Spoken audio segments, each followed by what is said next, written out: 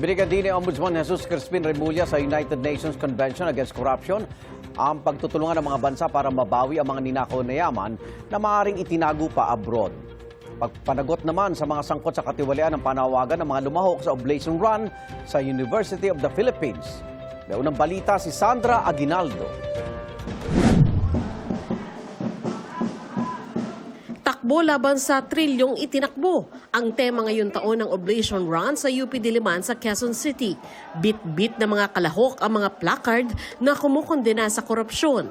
Kaisa sa malawakang panawagan para may managot sa pagkurakot ng kaba ng bayan. Ang isyong ito, umabot na sa pagpupulong ng United Nations Convention Against Corruption o UNCAC sa Doha, Qatar. Binigyan diin ni Ombudsman Jesus Crispin Remulla ang tulungan ng mga bansa sa asset recovery o pagbawi ng nakaw na yamang maaaring naitago sa ibang bansa. No country can address corruption alone. We welcome deeper cooperation in asset recovery, procurement transparency, information sharing, and countering cross-border and technology-enabled corruption. Tinawag niyang systemic corruption ang anomalya sa mga flood control project. We moved quickly, complaints were evaluated, evidence was assessed, and charges were filed.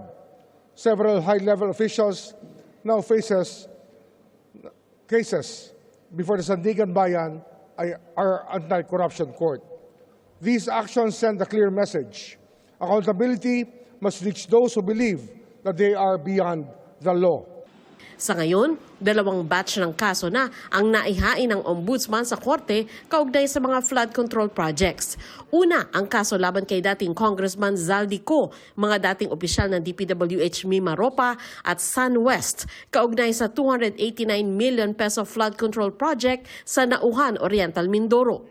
Ikalawa, ang kaso kaugnay sa 96 million peso Ghost Flood Control Project sa Davao Occidental, kung saan sangkot umano ang ilang opisyal ng DPWH Davao Occidental at St. Timothy Construction kabilang si Sara Diskaya.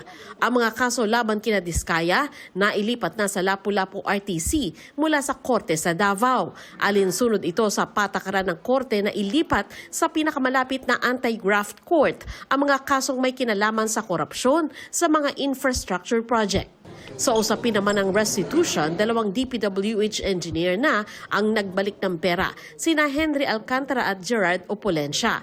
Kinumpirma ng DPWH na nag-resign na rin si Opolencia na iniugnay sa umunay paghahanda ng listahan ng mga proyekto ng ilang senador at pangungulekta umano ng kickback para sa kanila.